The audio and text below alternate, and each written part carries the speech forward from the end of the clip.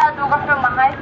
haddaan nahay shicibka Soomaaliyeed oo madaxweynaheena ugu horeeyo in dalkeena maalin alla keena dhibaato ka taagan tahay aniga 24 sano jira weligeena nabad ma aanan arkin Soomaaliya nabadana ma aanan arkin qurban intaan ku soo gaaray in wiil Soomaaliyeed asagoo qaawan nimanka Afrikaan ee jidka dhexdiisa ku garaacaan naagaha iyo dadka ilmahana ay u sabiyaan ee wax ka dilaan waa wax loo baahan yahay qof kasta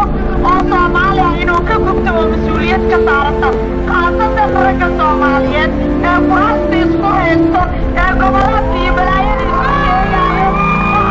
waxaan ka codsanayaa ragga Soomaaliyeed hadday Jubbaland tahay hadday Somaliland tahay hadday madaxweynaha Soomaaliya ra'iisul wasaaraha kulli waxaan idinka codsanayaa adinkoo tixgelinaya dumarka Soomaaliyeed caalamka ku saabsan ooyintooda iyo qiiradooda oo naga qabanaya balaayada ay nagu hayaan caalamka dacwadadiisa qaasatan waxaa aad iyo aad uga gudbay aan uga xumaaday laba uur 9 bilood leh oo gurigeedii isagoo ugu soo galay ee 3 nin oo South Afrikaan oo kunsuleen ayadoo midabkii ugu horreeyay caloosheeda ku jiro madaxweynaha Soomaaliya iyo ragga Soomaaliya waa inay arrintaas ka gudbaan waa inay Soomaalinimo u daldalaan waa inay diiniyad u daldalaan waxaan waxaa u dulqaadan karna male beliis waxaan ka codsanaa ragga Soomaaliyeed ee quraasta isku haysta ee qurbaha intaas igu soo gaarsiiyey inay arrintaas wax ka qabtaan waxaan ka codsanaa madaxweynaha waddanka South Africa iyo qaasatan ururka dowladaha Afrika oo dhan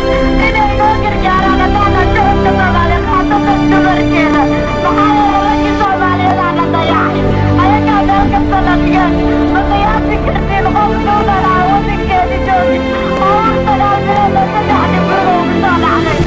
kursi iyo balaayadkana hornaysid adigoo kuraasiina ku fadhiyo oo dowladda oo siyaasadiya